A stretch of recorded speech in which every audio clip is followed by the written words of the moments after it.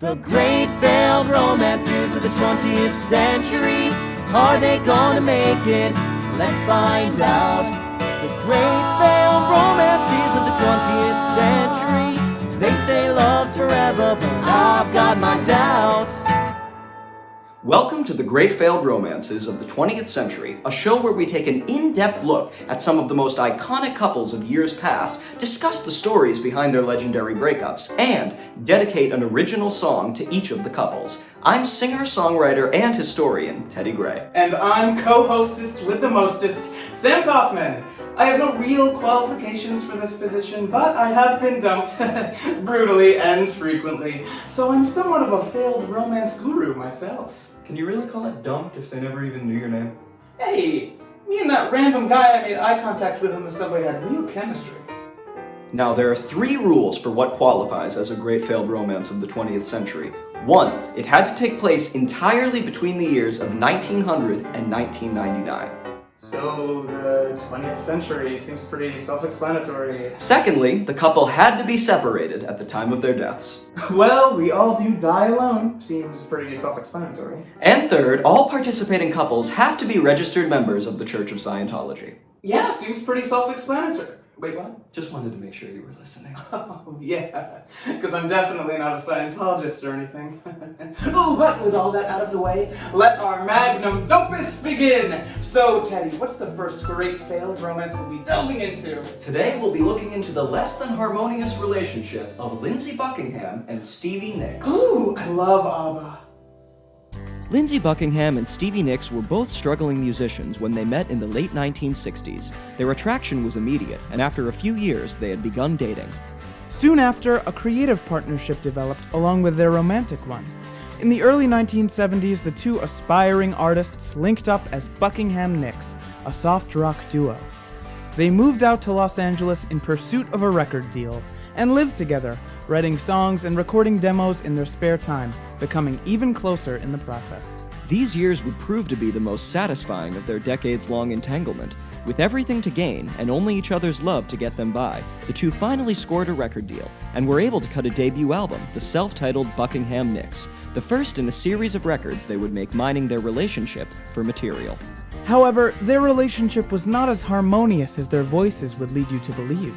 Even in these early days, there was tension and turbulence.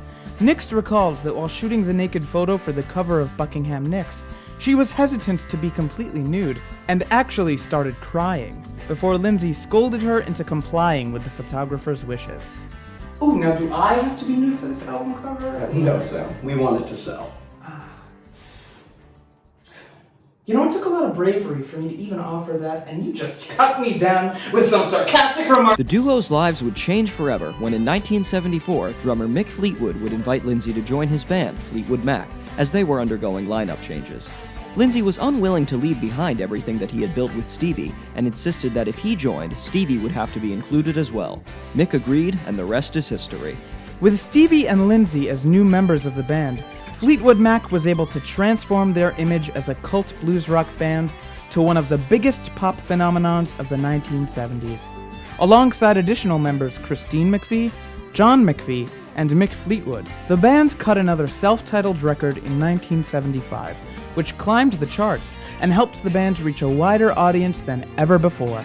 But while the band was soaring to new heights, Lindsey and Stevie's relationship was descending to new lows. Learning that success and riches actually added more strain to their already tumultuous union, the two broke up in 1976. However, the decision was made to continue their creative partnership, as Fleetwood Mac's success was simply too big to walk away from. The breakup led to a particularly fruitful songwriting period for the two lovers, resulting in an emotionally charged masterpiece of an album, 1977's Rumors. Essentially a greatest hits compilation, the album has sold over 13 million copies to date. Throughout the 11 tracks, Lindsey and Stevie trade jabs back and forth, with references to their split barely hidden in the lyrics.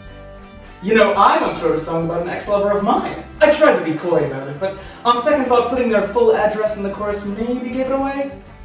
Many of their songs, not yours, are classics to this day, and while the emotional baggage certainly made for compelling records, one can only imagine how difficult it must have been to harmonize on songs written about your own suffering, let alone touring them and singing them over and over. On top of all this, Lindsey and Stevie's drug usage was at an all-time high. Cocaine contributed heavily to their classic albums, particularly 1979's double album Tusk.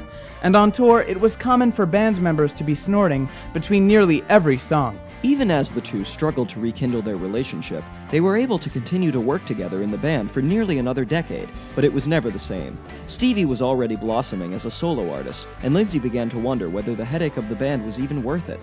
By the time the 80s started to wind down, the writing was already on the wall. Lindsey and Stevie could no longer work together. From then on, they would only be together in their dreams. Lindsey told Stevie, "You gotta go your own way." Their relationship was nothing but second-hand news, even though they were once crazy in love. Oh, wait, sorry, that's not one of their songs, is it? Perhaps it wasn't wise to hire a co-host that's musically illiterate. Even after numerous reunion tours and attempts at reconciliation, Stevie and Lindsey's feud continues to this day, and it seems safe to say that sadly, they will never truly recapture the love they had for each other so long ago. Wow, that's beautiful, Teddy.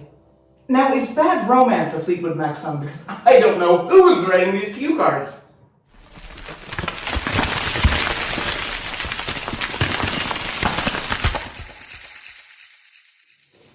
So, Teddy, tell us about the song. Is it true you wrote it while you were on cocaine? You know, just for historical accuracy. The song is called Everything Will Change When We Have Money, and it's the first on the album. Taking place in the early 1970s, when Lindsey and Stevie were still performing as Buckingham Nicks and looking for their big break, the song is set on the day that Lindsey was offered the opportunity to join Fleetwood Mac. While he knows that their relationship is strained, he sells Stevie on the idea that once they join this band, all their problems will fade away.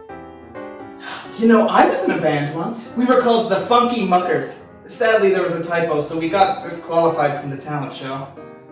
Lindsey and Stevie were convinced that their newfound fame, money, and a community of musical friends would fix everything for them.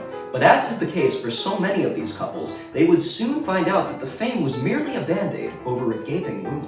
Oh, Gaping Wounds! That was the name of my second band. We played children's parts. Sit back and enjoy what may very well have been the last hopeful moment in Lindsey and Stevie's relationship, however misguided it may have been. This is Everything Will Change When We Have Money. My third band's name was Coldplay. Sadly, we lost the court case. Everything will change when we have money. We'll bare our souls and taste that milk and honey. Cold bandom's okay, but we've still got bills to pay. Might as well just join a band and snort our cares away. Everything will change when we have money. This will solve it all, I swear it, honey. We'll make lifelong friends and we'll never fight again. Love and peace and harmony lie on the horizon. Everything will change. Everything will change. Thought it's all resolved while in our 20s. Everything will change. It always does with fame. And for the worst, but screw it, we'll have money.